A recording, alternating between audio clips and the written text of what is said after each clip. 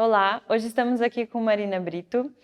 Ela é fonoaudióloga infantil e nós vamos falar sobre introdução alimentar. Boa noite, então eu sou a Marina, sou especialista em desenvolvimento infantil e espero hoje tirar as dúvidas sobre introdução alimentar.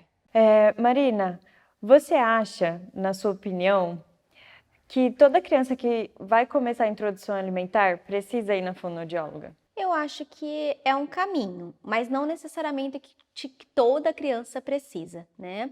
Nós, fonoaudiólogas, muitas vezes vamos ajudar as mães que têm dificuldade em progredir consistências, né? É aquela mãe que fala assim: eu não consigo sair do pastoso, eu estou insegura, eu tenho que passar para o sólido, né? Para o semissólido.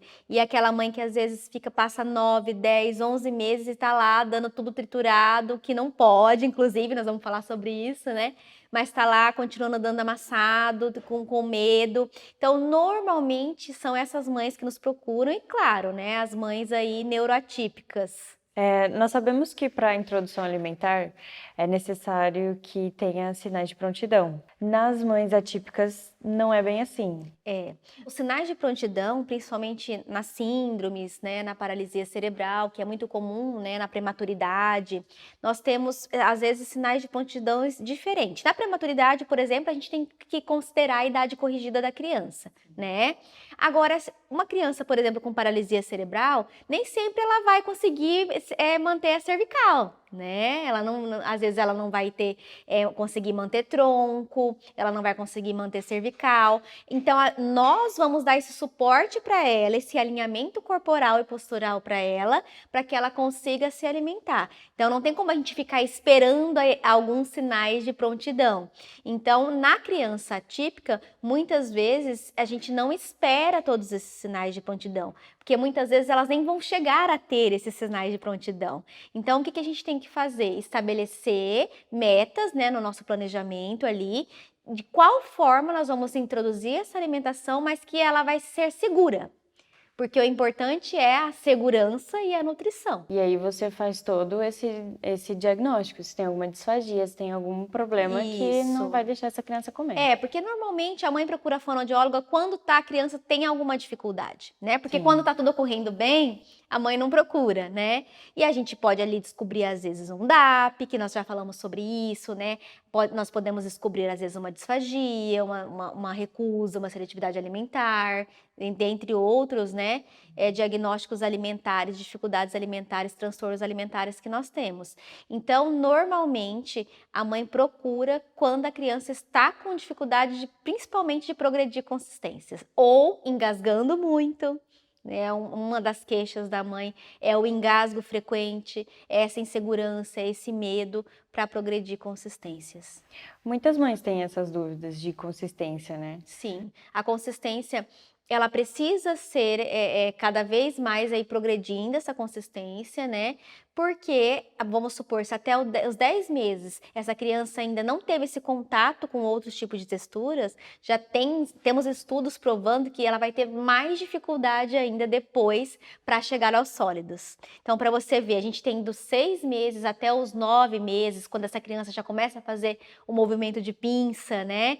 E a gente já tem que estar ali até 1 ano no máximo de idade, a criança se alimentando do mesmo alimento dos adultos, né? Claro que sem o sal, né? Todo o açúcar, etc. Mas em relação à consistência, já é a mesma que a família consome. Pedaços de carne, o arroz e o feijão sem amassar. Então, para a gente perceber que dos 6 meses até 1 ano, a gente tem que ir progredindo essa consistência para quando chegar a 1 ano de idade, essa criança já esteja se alimentando de sólidos e com segurança. E a mãe não percebe no começo da introdução alimentar se tem algum problema e já leva. É mais nessa consistência mesmo. É mais geralmente quando está progredindo, ou se essa criança não aceita nenhum tipo de alimento.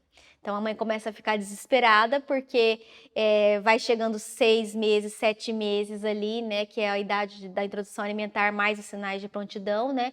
Chega a 7 meses, essa criança não aceitou nenhum tipo de alimento, ela não gosta de nenhum alimento, aí a mãe já começa a entrar em desespero, né? E a gente tem que lembrar que introdução alimentar é exploração. As mães já ficam contando com aquelas pratadas de comida, né? A gente tem que entender que até então essa criança ela só se alimentava de líquidos. Só porque Então, o vizinho come. é muita informação sensorial, muita Sim, informação demais. sensorial. Então, a gente tem que entender que é exploração. Introdução alimentar é aos poucos, é exploração. Ah, como eu sei que está muito além da exploração, né? Essa criança está chegando aos 7, 8 meses ali, se for iniciado com 6 meses, e ela ainda não conseguiu aceitar nenhum tipo de alimento mesmo amassado. Porque tem mães que vão optar pela forma tradicional, né, do alimento amassado, nunca triturado.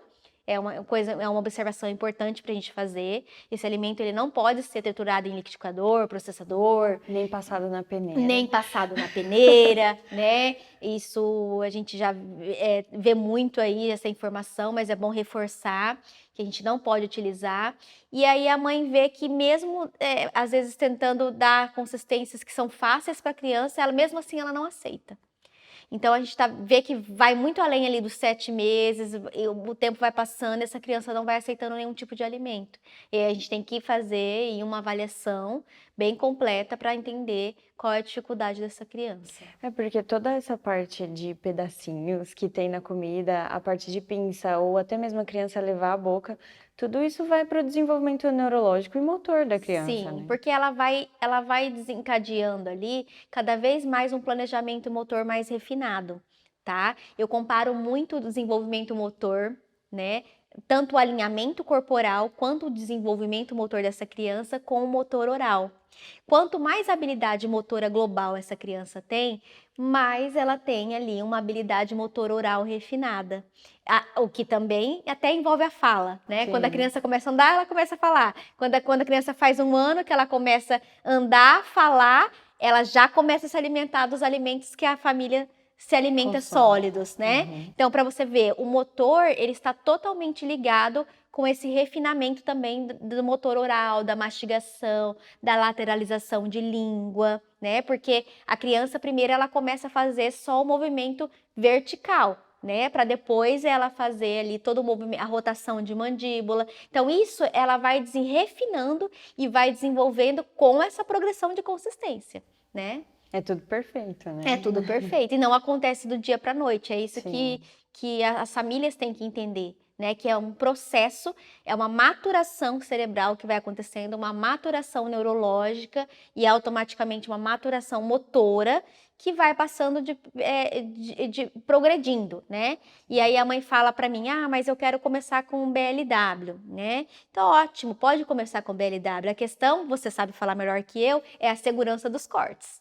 Porque a gente tem que pensar na segurança da criança, né? Então, a gente tem os cortes adequados, né, para a criança. E não é toda a comida, é a consistência, é o tanto que ficou no tempo, né, no preparo. Então, Sim, você tem que apertar, exatamente. a comida tem que cair, né? Às vezes você aperta a cenoura, ela continua normalmente e não é esse o ponto. Isso. Então, tem tudo isso, né? Não é tem só fazer o BLW porque é bonito. Agora, eu falo assim, que seria imprescindível, não na questão da fonoaudióloga, mas toda criança na introdução alimentar deveria ter a nutricionista, né? Justamente por essas orientações, porque o BLW ele virou uma moda, né? Que acha que é sair dando alimento para a criança de forma, às vezes, que coloca até a criança em risco de engasgos, né? Porque se você não souber fazer isso bem feito, né? Então eu falo para as mães, quer fazer BLW, consulta uma nutricionista, os cortes ideais, para a gente fazer essa introdução com segurança. Tem muitas mães também que elas decidem fazer o BLW e aí elas não querem papinha de jeito nenhum. E não é bem assim. Elas querem que a criança na primeira, tipo, nunca comeu, vai ser a primeira papinha, cate a banana e já coloque na boca. E não é assim que funciona. E que come a banana toda, né? E não é assim que funciona. O BLW, ele não é para todos os bebês, não é para todas as mães. E ele pode ter essa mesclagem e deve ter essa mesclagem no começo.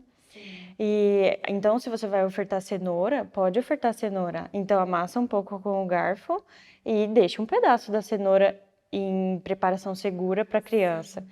E não só um ou só outro, não precisa ter essa escolha, né? Isso, exatamente. Tem que ser o mais tranquilo possível. Eu falo que é uma questão muito individual, muito individual. Cada criança, eu falo assim que a própria criança ela escolhe a forma que ela quer se alimentar. né?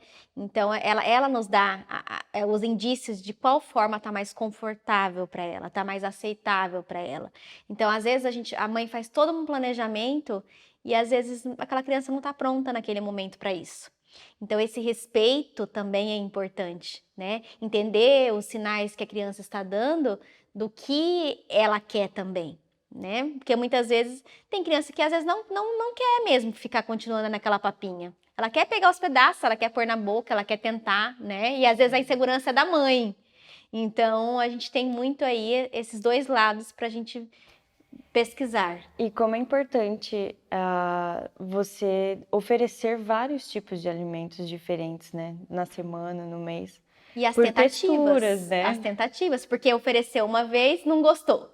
Nunca mais a mãe oferece de novo aquele alimento. E Exatamente. no mínimo 10 vezes, né? Para criança, para saber se a criança gosta ou não gosta daquele alimento, é no mínimo 10 vezes ali ofertando o mesmo alimento de formas diferentes, né? Para saber. Então, às vezes de primeira a mãe já, ele não gostou de banana, vamos desistir, Não né? vou dar mais. Não deu uma vez, e aí você tem que fazer mais de 10 ofertas para você ter certeza que aquela criança ali não gosta da banana, porque claro, assim como nós, as crianças também têm as suas preferências, né? Mas assim, isso é aos poucos.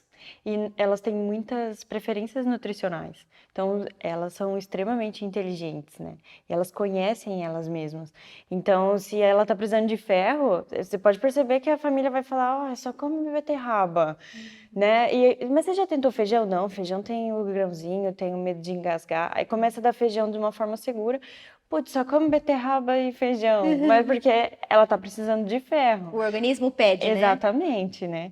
E às vezes a mãe acha que a criança tem que comer um prato enorme e não sabe o tamanho do estômago de um Sim. bebê, né? Eu falo que esse respeito é muito importante. Por isso que a autoalimentação é importante, porque a criança ela sabe o limite dela, né? Ela tem que aprender a entender, a se entender o corpo, entender o que o corpo diz, entender o tanto que ela está saciada, né? E a família precisa respeitar isso. É muito importante esse porque é respeito. nesse momento que a gente perde essa noção de saciedade que a gente tem, né? Sim, e a gente tem que perder essa coisa de tem que raspar o prato, tem que comer tudo para ganhar sobremesa, né? Então essas trocas, isso tudo tem que mudar, porque a criança ela sabe identificar o quanto ali ela está se sentindo saciada ou não, e é muito importante ela saber isso, né? Se autorregular, sem ser a família ali mediando isso na quantidade que ela tem que comer ou não. A mãe tem que estar muito segura também, né? Porque mesmo eu, nutricionista, às vezes dou umas... Porque ele não tá comendo.